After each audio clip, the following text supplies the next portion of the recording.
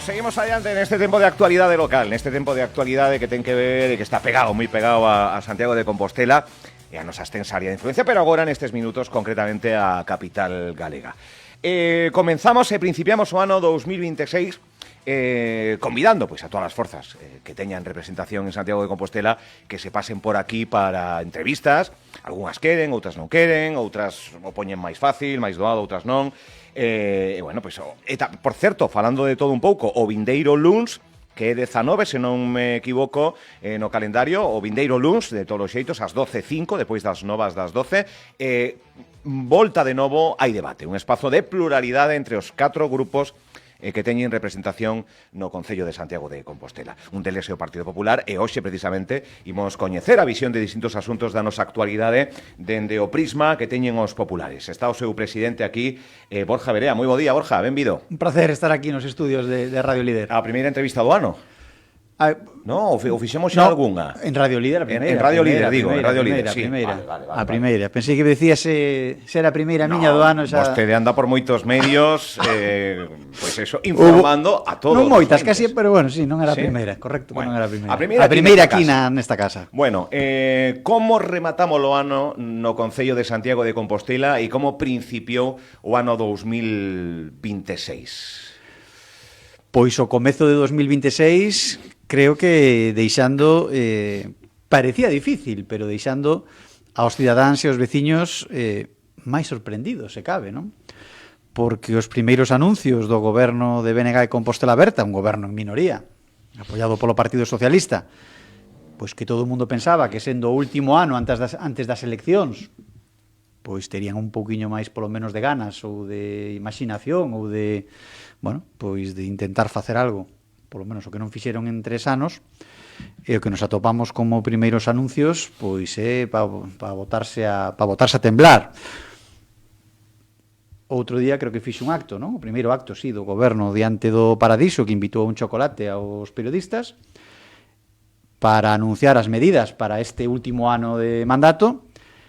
E creo, como digo, todos quedamos sorprendidos que a medida estrela da alcaldesa de Goretti San Martín, a medida estrela de BNG e Compostela Aberta, pois foi decir que iban a empezar a recibir e a escoitar aos veciños.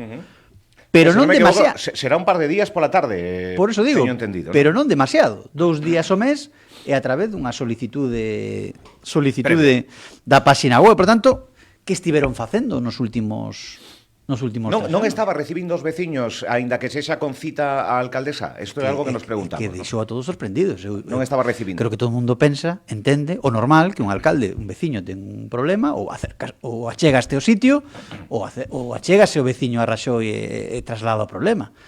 Estaba bunkerizados nas moquetas de Raxoi. Eu imagínome Álvaro, ese, non? Termina o ano, e agora que están de moda é moi moderno todo o coaching, non? E do brainstorming, imagino aí o goberno de BNG, de Compostela Aberta, os 8 concelleiros, cos seus 15 asesores, cos 10 altos cargos con salario de 75.000 euros, en ese salón dirían, oye, que a xente está criticando que non escoitamos a ninguén, que estamos aquí metidos no búnker de Raxoi, nas moquetas de Raxoi. Eu non sei quen sería a mente pensante que levantaría a mão nesa reunión e dixo, pois que a alcaldesa reciba neste último ano, comece a recibir aos veciños, pero non demasiado, 2 días ao mes, a través dunha solicitude da páxina web. E a xente diría, pois sí, que boa idea, non? Como sería ese momento tan ridículo de non ter nin tan sequera vergoña allea de convocar a todos os medios de comunicación desta cidade para decir que a alcaldesa vai a empezar a escoitar aos veciños no último ano. Fixen un cálculo rápido. Se un mandato ten 1460 días, pois con este anuncio o resultado é que a alcaldesa non vai a chegar nin a 1% do seu tempo, nin 1% do tempo desta alcaldesa vai a estar dedicado a recibir os veciños.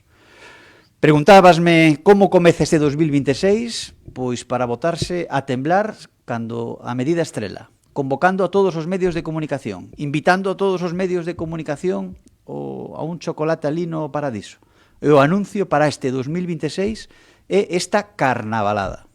Por lo tanto, comezamos peor do que rematamos o 2025. Antes de continuar con outros asuntos, auga pasada non move muiños, pero neste caso, que balance fai do Nadal, de como se viviu, como se vestiu, como se preparou a capital de Galicia para un acontecemento de tanta relevancia, católicos ou non católicos, pero unhas datas que son distintas. Que balance fai do Nadal en Compostela ou da Boa Estrela en Compostela? Pois, primeiro, eles decían, ou levan dicindo os últimos anos, que queren convertir o Nadal na terceira festa da cidade, despois da ascensión e de...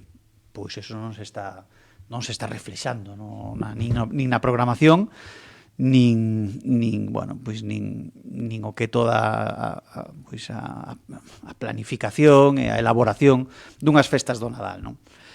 Despois está o da Estrela, non? Que parece que queren sustituir o Nadal por isto da Estrela. Bueno, tamén é certo, Álvaro... Non parece, sustituíron. Bueno, eu, como digo, son moi crítico, fago unha oposición dura, pero é certo que nas festas non me gusta poñer a día na política, non? E menos no Nadal, non? Eu teño unha rapaza ahora, bueno, os maiores, eu digo, engañámonos mutuamente de que creen nos reyes, non? Pero a pequena, pois son moi agradecidos, non? Pasa a unha cabalgata que é unha cabalgata de medio pelo e son felices, non? Por tanto, dirixir as críticas ás festas do Nadal non é o que máis me gusta, non? Agora ben, é unha irresponsabilidade política nunha cidade como Santiago non ter perfectamente estructurado, planificado, programado unhas festas de Nadal que sexan referente. Que sexan referente primeiro na comarca, que xa deixan de ser. Antes viña moita xente de Teo, de Oroso, ahora xa non veñen, porque prácticamente pois as cabalgatas dos seus concellos están ao nivel da nosa. Pero é que ser referente a nivel provincial, referente a nivel galego, referente a nivel nacional e referente a nivel europeo. E non somos nada diso, non? Por tanto, se me pides un balance, o balance pois volve a ser bastante negativo. Abel Caballero, alcalde de Vigo, dicía recentemente e sitúa o Nadal de Vigo, moi elocuente, sabemos como é Abel Caballero, situaba o Nadal en Vigo por riba do Camiño de Santiago como reclamo turístico. Hai que darlle toda a importancia que temos que dar a un titular ou é algo máis jocoso? Non sei, como se toma este tipo de declaracións dun alcalde dunha cidade das importantes que ten Galicia? Bueno, e que mete de por medio o Camiño de Santiago. O alcalde de Vigo que lle queda é todavía moito recorrido, non? Para decir semellante aseveración, non? Recorrido de 1000 anos.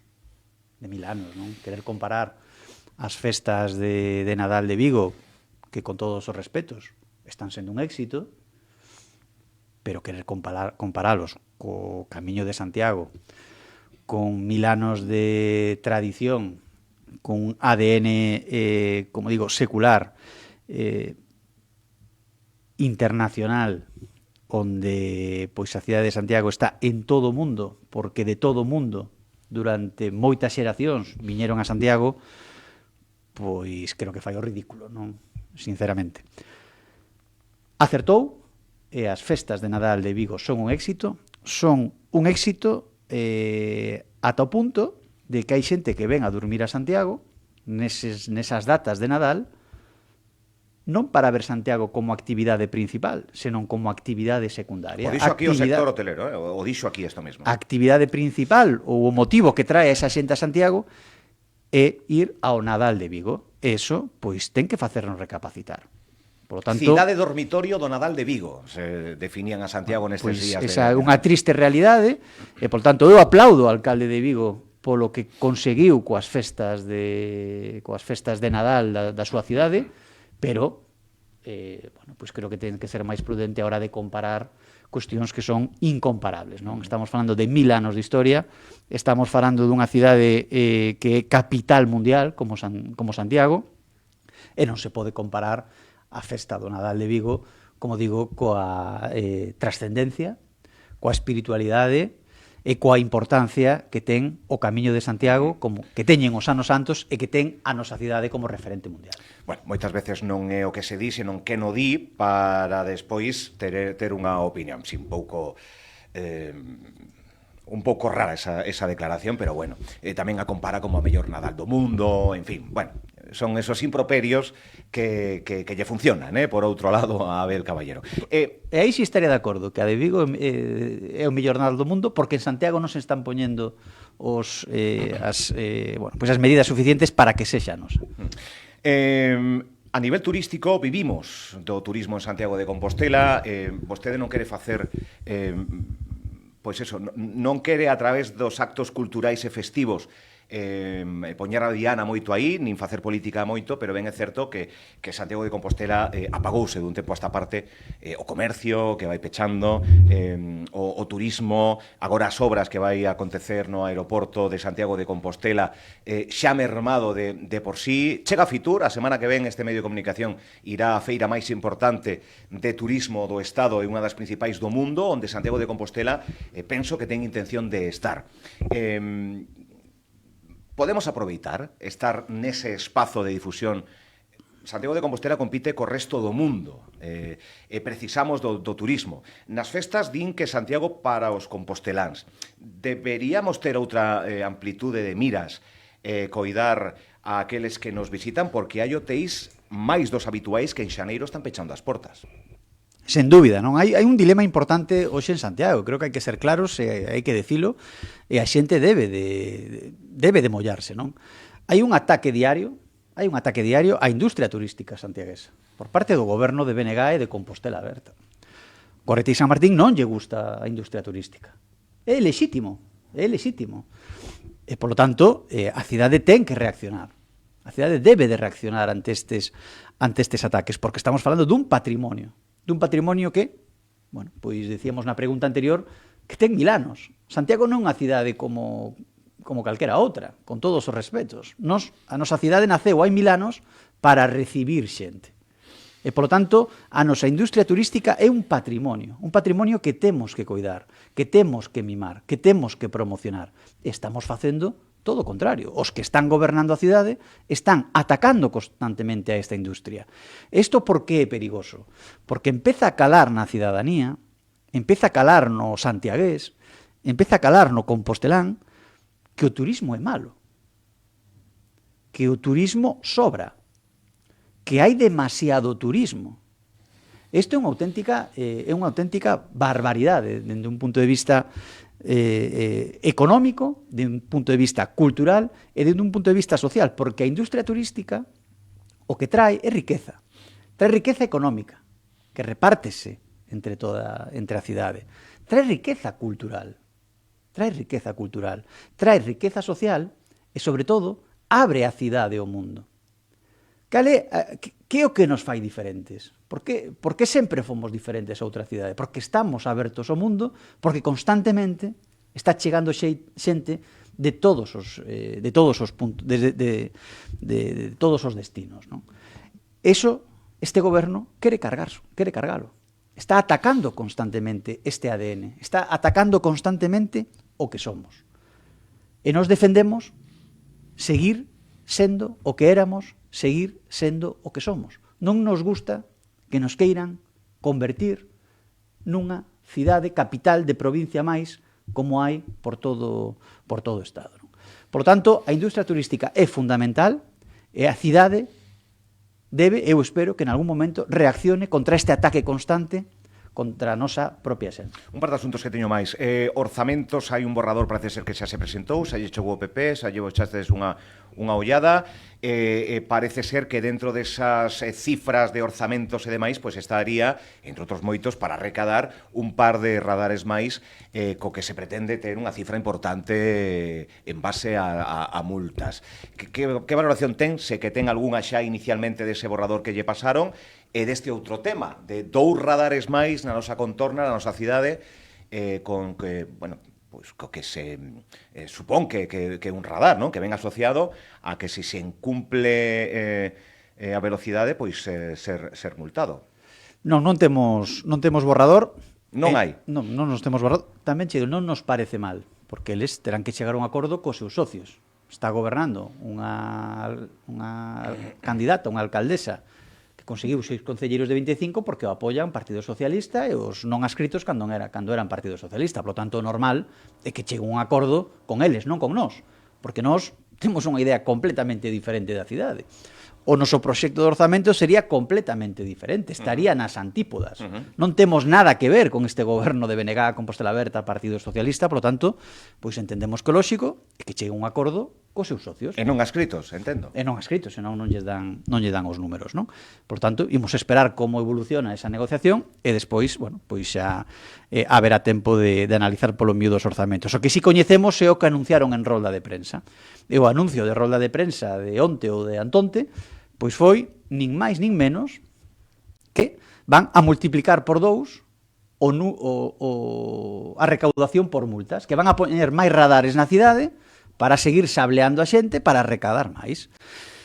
Entón, aí ven a pregunta, para que queren poñer máis radares? Para que queren poñer máis multas? Por que queren recaudar máis por multas? Eles din, no, isto non ten afán recadatorio, isto é por seguridade viaria, non? E digo, bueno, pois si é certo, se queredes que nos creamos esa historia, é moi sinxelo. Vos propoñedes 3 millóns máis por multas dos veciños. Pois nos propoñemos que baixedes 3 millóns de euros o IBI aos veciños. Entón, pois tería sentido eso que nos estades dicindo, que o de meter máis multas ou de encher a cidade de radares, pois é por unha cuestión de seguridade e non para recadar máis. Pero non o fan.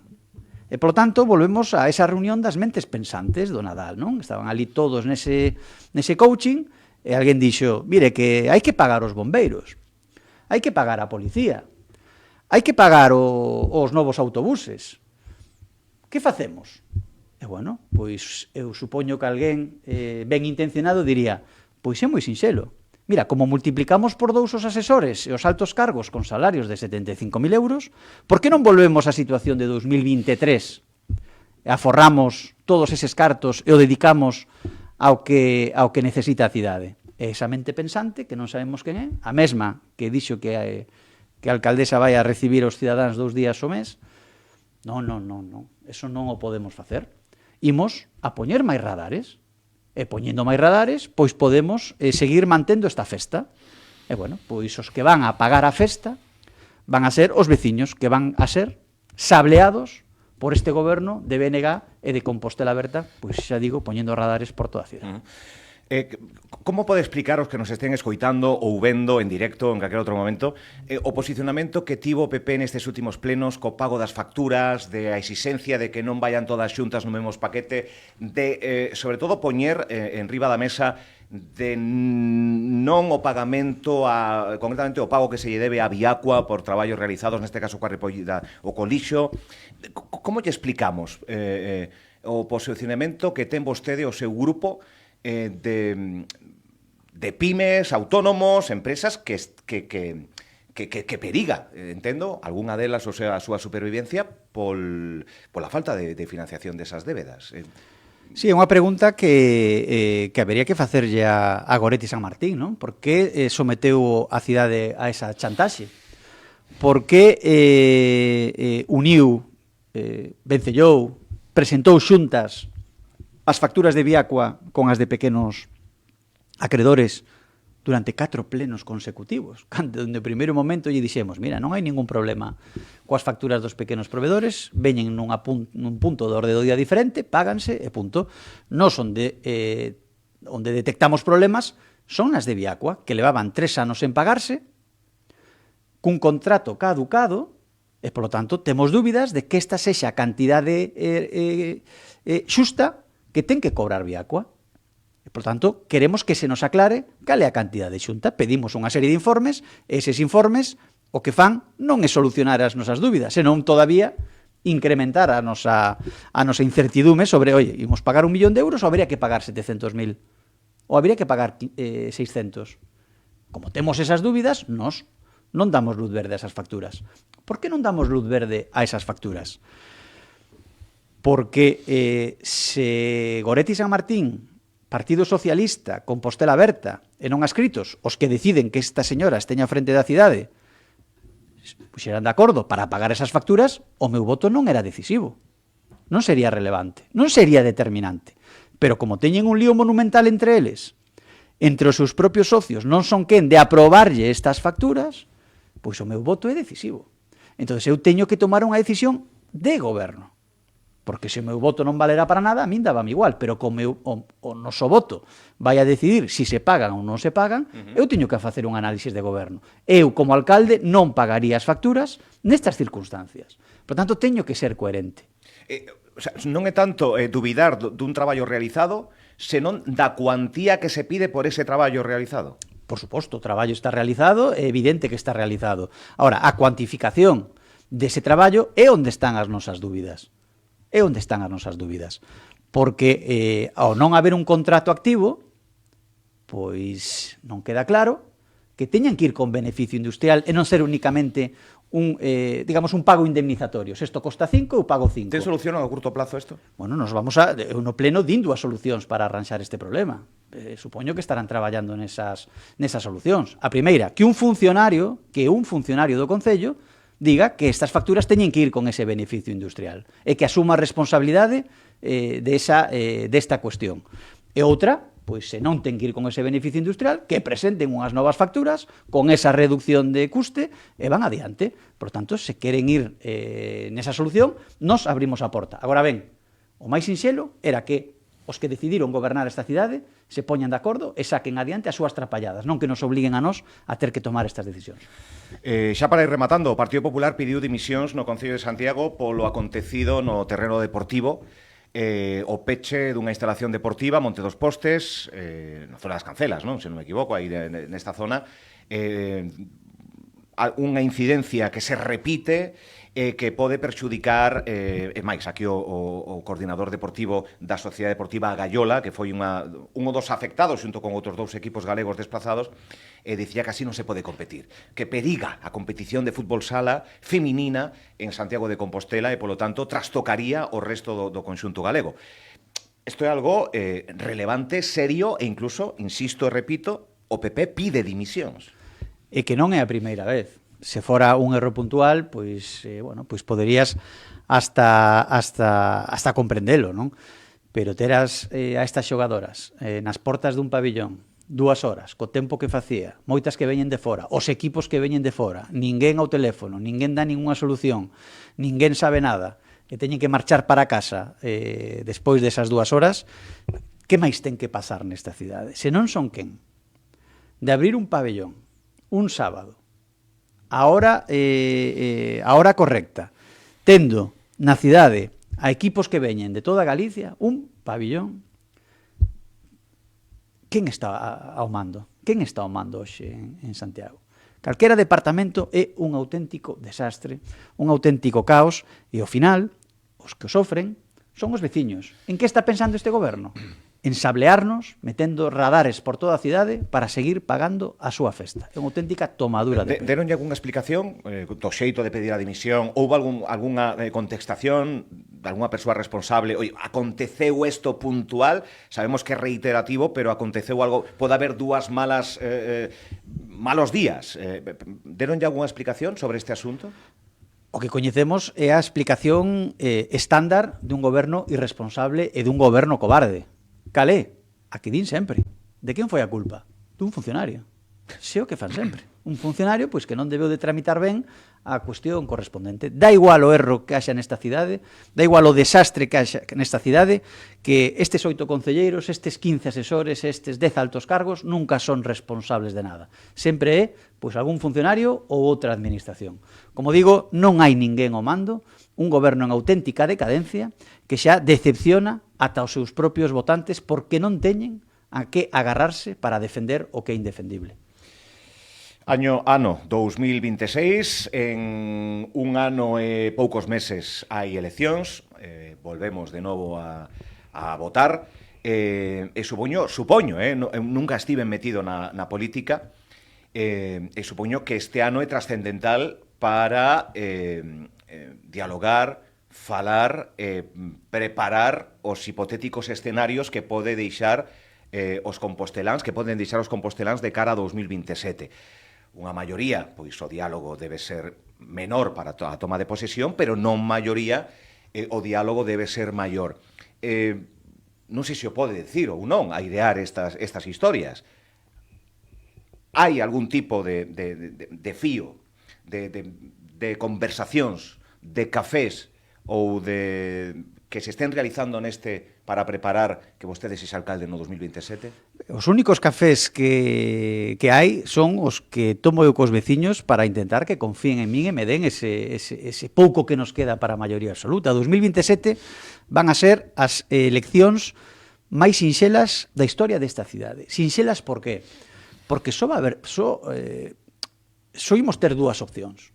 Ou votar a Partido Socialista, BNG, Compostela Aberta, escisións do Partido Socialista, ascritos, non ascritos, Goretis, bugallos, da igual, todo o que hai nese tripartito ou cuatripartito, que xa sabemos, e ninguén pode levarse a engano de que pase o que pase, vanse xuntar para seguir facendo exactamente o mesmo, esa é a única opción que hai, e a outra é a nosa. A xente, hoxe, en Santiago sabe que o cambio real só pasa polo Partido Popular. E nós temos unha responsabilidade tremenda, a responsabilidade de conseguir unha maioría absoluta. Unha maioría absoluta que é moi difícil, porque únicamente ocorreu unha vez en 40 anos. Pero estamos moi cerca. Estamos moi cerca. E, polo tanto, este ano, o noso único obxectivo é seguir traballando 24 horas ao día, 7 días a semana, para que moitos cidadáns, moitos santiagueses que nunca votaron ao Partido Popular, confíen en nós, nos vexan como esa alternativa capaz, esa alternativa útil, esa alternativa decente para levar a Santiago a onde se merece e deixar atrás todo este caos, como digo, de Goretis, bugallos, cuatripartitos, tripartitos, que o único que fan é frear a cidade. De non ter esa maioría, habería que buscala. O Partido Popular tentaría esa maioría con ese novo escenario, con algúns antes que con outros, entendo. Digo con algúns antes que con outros porque únicos titulares que se foron apagando casi isofacto foi cos non adscritos. Unha petición de Mercedes Rosón ser alcaldesa, vostede dixo que sí, finalmente non.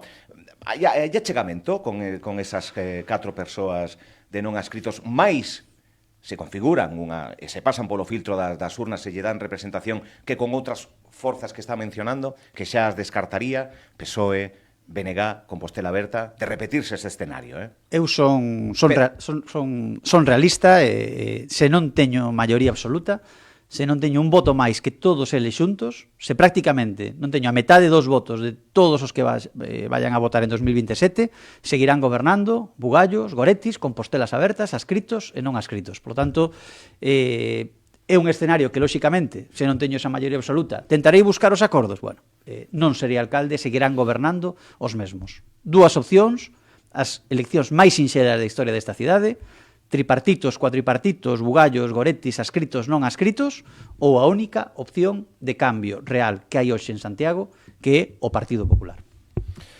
Pois Borja Verea, presidente dos Populares, graciñas por vir e analizar este tempo que tivemos para un pouco o prisma que ten o Partido Popular do que acontece en Santiago de Compostela. Ata a próxima. Un placer. Graciñas.